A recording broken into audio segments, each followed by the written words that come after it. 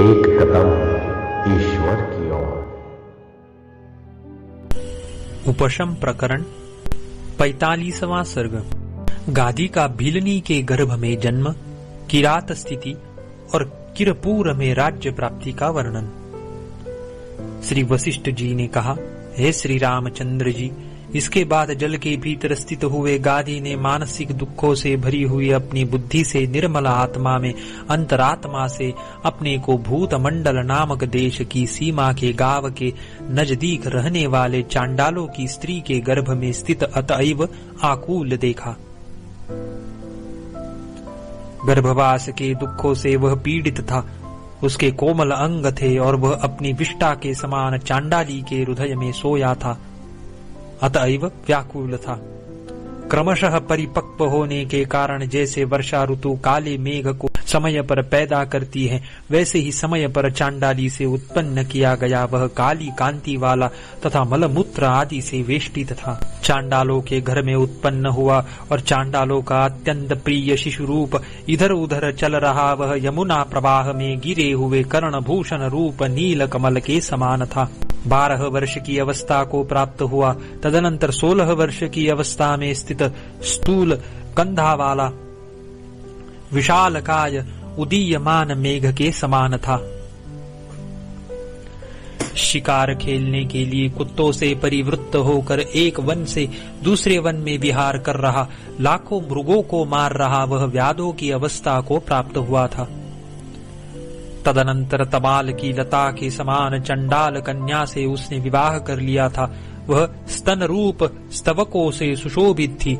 नूतन पल्लव के समान उसके हाथ थे।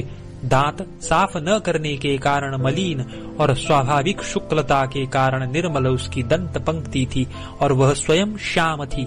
नव पल्लवों का अनुसरण करने वाले बहुत से विलासों से उसके अंग पूर्ण थे। जैसे काली भवरी के साथ काला भौरा पुष्पों की समृद्धि से पूर्ण वनांतों में विहार करता है, वैसे ही श्याम वर्ण वाला वह नूतन होने के कारण ही अभिष्ट श्याम वर्ण वाली उसके साथ पुष्पों की समृद्धि से वह पूर्ण वन प्रांतों में विहार करता था। वन की पूर्ण लताओं के यानी तांबुल लताओं के पत्ते में निवास कर रहा व्यसनों से आतुर वह पुरुष का आकार धारण किए हुए विंध्याचल के समान भीषण था। वह वन के कुंजों में विश्राम करता था, पर्वत की गुफाओं में सोता था, पत्तों की ओट में छिपा रहता था। बड़ी बड़ी झाड़ियों को उसने अपना निवास स्थान बना रखा था। वह किंकिरात की मंजरियों के कर्णभूषणों से अलंकृत रहता था, जूही की मालाओं से विभूषित रहता था, केवड़े के कर्णपुरों से बड़ा सुंदर लगता था और आम के बोरों की माला से आच्छन्न रहता था। फूलों की सेजों पर लेटा रहता था, पर्वत के तटों पर घूमता था, वनों के विषय में असाधारण ज्ञान रखता था और मृगों का शिकार करने में पंडित था। तदनंतर जैसे खैर कांटों को पैदा करता है, वैसे ही उसने वनों में अपने कुल के अंकुर रूप पुत्रों को, जिनके चरित्र अत्यंत विषम यानी श्रवण के भी अयोग्य थे, उत्पन्न किया। पहले वह स्त्री पुत्र आदि परिवार वाला हुआ, उसके बाद उसका यौवन क्षीण हो गया। तदनंतर वृष्टि रहित भूमि की तरह धीरे धीरे जर्जर हो गया। तदुपरांत भूतमंडल नामक देश की अपनी जन्मभूमि में जाकर दूर पर्णकुटी बनाकर मुनीश्वर के समान रहने लगा। वह जरा से अत्यंत जर्जरता को प्राप्त हो गया।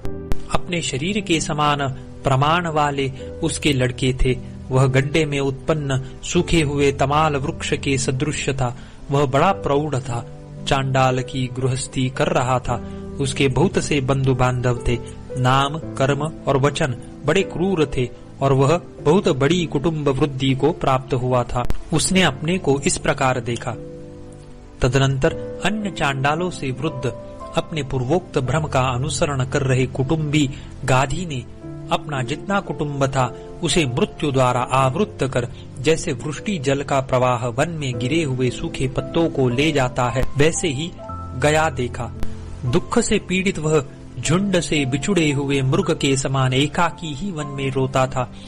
उसके नेत्र आंसुओं से भीगे रहते थे और उसका कोई अवलंबन न था। शोक से व्याकुल बुद्धि वाले उसने कुछ दिन वहां बिताकर जैसे सूखे कमल वाले सरोवर का हंस आदि त्याग कर देते हैं, वैसे स्वदेश का त्याग कर दिया। अवलंबन रहित और शोक पीड़ित वह किसी दूसरे के द्वारा प्रेरित हो रहे कीनाई वायु से उड़ाए गए बादल की भांति बहुत देशों में भटकता फिरा। एक समय आकाश में सुंदर विमान के समान आकाश में विचरण करने वाला वह कीर लोगों के निवास भूत देश में श्रीमतीपुरी में पहुंचा। वह स्वर्ग मार्ग के तुल्य राजमार्ग के मध्य में पहुंचा, जहाँ पर रत्नों और वस्त्रों से आच्छादित मार्ग स्थित वृक्ष लताएं और अंगनाएं नाच रही थी। टखनों तक फूल बिखरे हुए थे। अधीन राजाओं, ललनाओं और नागरिक लोगों से जो ठसाठस भरा था और चंदन तथा अगर से सुशोभित था। वहां पर उसने चलने से चंचल हुए सुमेरु पर्वत के, जिसमें श्रेष्ठ मणियों से देवताओं के मंदिर बने थे, तुल्य श्रेष्ठ रत्नों के झूलों से अलंकृत मंगल हाथी को देखा। जैसे रत्न परीक्षा में कुशल पुरुष चिंतामणि को देखने की इच्छा से रत्न के लिए विहार करे, वैसे ही राजा के मरने पर राजा के लिए वह इधर उधर विहार कर रहा था। उस चांडाल ने कौतूहल से विस्फारित दृष्टि से स्पंद युक्त पर्वत के तुल्य उस हाथी को चिरकाल तक देखा। उस हाथी ने देख रहे उस चांडाल को अपनी सुंड से पकड़कर जैसे मेरू अपने तट पर सूर्य को संलग्न करता है, वैसे ही बड़े आदर के साथ उसको अपने गंड स्थल पर चढ़ाया। जैसे प्रलय काल की मेघ के आकाश में आरूढ़ होने पर सागर गरजते हैं, वैसे ही उसके गंड स्थल पर आरूढ़ होने पर चारों ओर विजय के नगारे बजने लगे। मनोरथों को पूर्ण करने वाला राजा सुशोभित हुआ। तदनंतर जागे हुए पक्षियों की ध्वनि के समान राजा की जय हो, इस प्रकार की जनध्वनि उत्पन्न हुई, जिसने दिशाओं को भर दिया था। उसके बाद सागरों की, जिनका जल तटों से टकराया हो, ध्वनि के समान बंदी वृंदों का तुमूल कोलाहल हुआ। क्षीरसागर के मंथन से जनित क्षोभ से घूम रही लहरियों ने जैसे मंदराचल को परिवेष्टित किया था, वैसे ही सुंदर सुंदर ललनाओं ने अलंकृत करने के लिए उसे घेर लिया। जैसे वेलाएं, जिनमें सूर्य नाना प्रकार के मणियों में प्रतिबिंबित होने के कारण तत्त प्रभावों से सुशोभित रहता है, अपने तटवर्ती पर्वत को पूरित करती है, वैसे ही उन्होंने सूत्रों में गूंथे हुए रत्नों से उसे परिपूर्ण किया। जैसे वृष्टियां जल प्रवाहों से वन मध्य में स्थित उत्तम शिखर को विभूषित करती है, वैसे ही हिम के समान शीतल स्पर्श वाले हारों से उन युवतियों ने उसे विभूषित किया। जैसे चंचल कर रूपी पल्लव वाली बसंत शोभा वन को फूलों से वेष्टित करती है, वैसे ही विचित्र वर्ण और सुगंध वाले फूलों से स्त्रियों ने उसे परिवेष्टित किया।